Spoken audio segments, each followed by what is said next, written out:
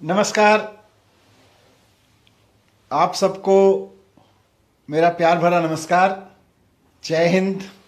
आम आदमी जिंदाबाद, आम आदमी पार्टी जिंदाबाद, अरविंद केजरीवाल जिंदाबाद। आज हम सब अरविंद केजरीवाल जी की राजनीति पर, अरविंद केजरीवाल जी के सरकार चलाने के तरीके पर और दिल्ली में जो अरविंद केजरीवाल जी ने करके दिखाया उसको उत्तराखंड में आम आदमी पार्टी कैसे करके दिखाए, दिल्ली में लोगों ने वोट की ताकत से जो करके दिखाया वो उत्तराखंड में वोट की ताकत से कैसे हो सकता है, इस पर बात करने के लिए इकट्ठा हुए हैं। आप सब जानते हैं कि 35 दिन बाद, आज से ठीक 35 दिन बाद यानी 14 फरवरी को उत्तराखंड में नई सरकार के लिए चुनाव होना है।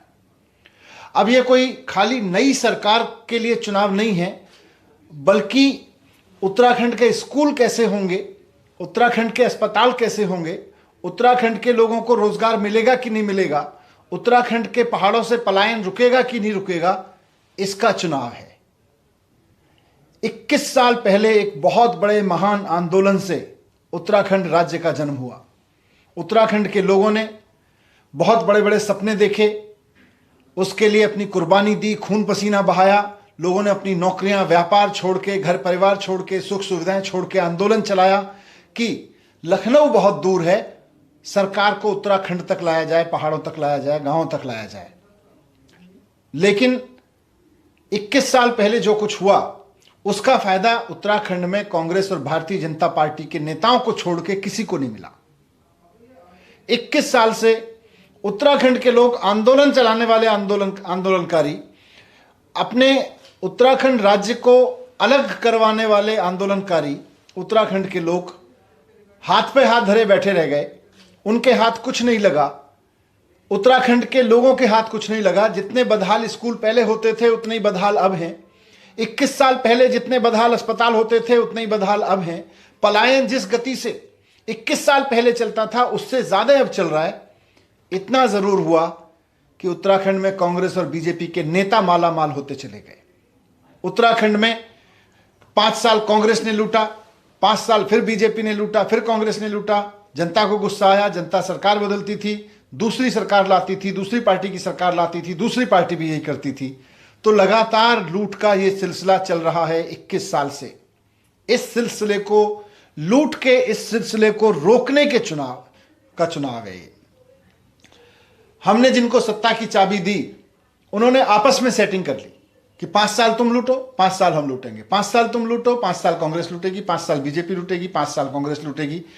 इस लूट की म्यूजिकल चेयर को बंद करने का चुनाव है।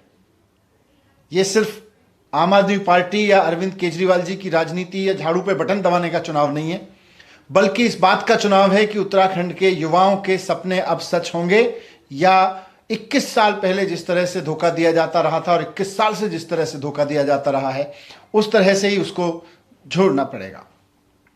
आप सोच के देखिए, अगर 21 साल में बीजेपी और कांग्रेस ने अगर सोचा होता, अगर कुछ किया होता 21 साल में कांग्रेस और बीजेपी ने, तो आज पहाड़ पे बसने वाली महिलाएं प्रसव पीड़ा में दम नहीं तोड़ती। अगर 21 साल में कांग्रेस और बीजेपी वालों ने कुछ किया होता तो आज उत्तराखंड के लोगों को अपना इलाज कराने के लिए अच्छे अस्पताल मुहैया हो गए होते। अगर उत्तराखंड में बीजेपी और कांग्रेस ने 21 साल में कुछ किया होता तो आज उत्तराखंड के स्कूल इतने शानदार होते कि उत्तराखंड के किसी आदमी को अपने बच्चों को पढ़ाने के लिए उत्तराखंड से बाहर नहीं जाना पड़ता, बल्कि पूरे देश में लोग इस बात के लिए लालायित रहते, इस बात के लिए जान लुटा रहे होते कि हम अपने बच्चों को कैसे उत्तराखंड में पढ़ाएं। इतने बढ़िया वातावरण में, इतने बढ़िया पर्यावरण के बीच अच्छी शिक्षा, देश के कोने कोने से लोग वहां पढ़ाने आ रहे होते, लेकिन उन्होंने कुछ किया ही नहीं। अगर इन्होंने आज कुछ किया होता कांग्रेस और बीजेपी ने पिछले 21 साल में, तो उत्तराखंड से इतना पलायन नहीं हुआ होता जितना पिछले 21 साल में हुआ। 21 साल पहले तो हम कह सकते हैं कि साहब लखनऊ बहुत दूर था, पॉलिसी नहीं बन पाती थी, पॉलिसी गांव तक नहीं आ पाती थी, पहाड़ तक नहीं आ पाती थी। लेकिन जब तो पहाड़ की सरकार आ गई, उत्तराखंड की सरकार आ गई, पहाड़ी राज्य की अपनी सरकार आ गई, उत्तराखंड के लोगों की अपनी चुनी हुई सरकार आ गई, लेकिन कांग्रेस और बीजेपी ने कुछ नहीं किया। पलायन होता रहा, बल्कि पलायन उससे ज्यादा हुआ। रोजगार नहीं मिला लोगों को, बिजली, उत्तराखंड राज्य जहां बिजली बनती है, जितने संसाधन है, वहां लोगों को फ्री बिजली नहीं मिल सकती क्या? अगर दिल्ली के 2/3 लोगों को फ्री बिजली मिल सकती है तो उत्तराखंड के लोगों को क्यों नहीं मिल सकती? 21 साल में कांग्रेस और भारतीय जनता पार्टी ने क्या किया? केवल और केवल नेताओं ने अपने बैंक अकाउंट भरे, उन्होंने अपने घर भरे और पार्टियों के चंदे भरे, लेकिन लोगों को कुछ नहीं मिला। आपको मेरी बात का यकीन ना हो तो 21 साल में कांग्रेस और बीजेपी के नेताओं के बैंक अकाउंट उठा के देख लीजिए, उनके बैंक बैलेंस उठा के देख लीजिए, इनके पास इतनी संपत्ति कहां से आ गई?